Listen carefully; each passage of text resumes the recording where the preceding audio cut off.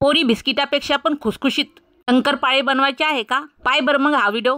पहिले तर कोणतं तरी माप कर वाटीचं किंवा ग्लासाचं। 1 वाटी गरम दूध टाक, त्याच वाटीनं 2 वाटी पिठी साखर टाक, त्याच वाटीनं 1 वाटी तूप टाक गरम। आता हे सर्व मिक्स कर। आता पहिले तर ध्यानात घे, आता इथं तू 2 वाटी ऐवजी 1 वाटी पण पिठी साखर टाकू शकते। 1 चमचा इलायची पावडर टाकायची। जेवढा मैदा मावन या सारणामध्ये तेवढा मैदा टाकायचा आणि पीठ भिजून घ्यायचं। ध्यानात घे, आता 2 वाटी पिठी साखर टाकली होती म्हणून तू इथं 2 वाटी दूध पण टाकू शकते, म्हणजे मैदा जास्त मावन पिठामध्ये।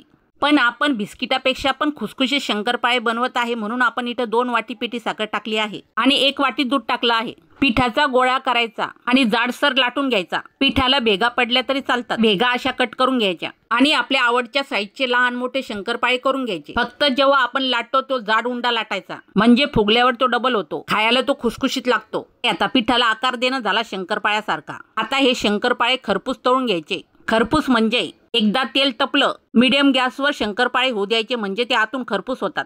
पुन्हा ध्यानात घे, 1 वाटी दूध, 2 वाटी पिठी साखर, 1 वाटी गरम तूप, चमचा इलायची पावडर, त्याच्यामध्ये मावेल तेवढा मैदा शंकरपाळ्यासाठी परफेक्ट प्रमाण आहे। चाल मग आता म्हणू नको येत नाही म्हणून।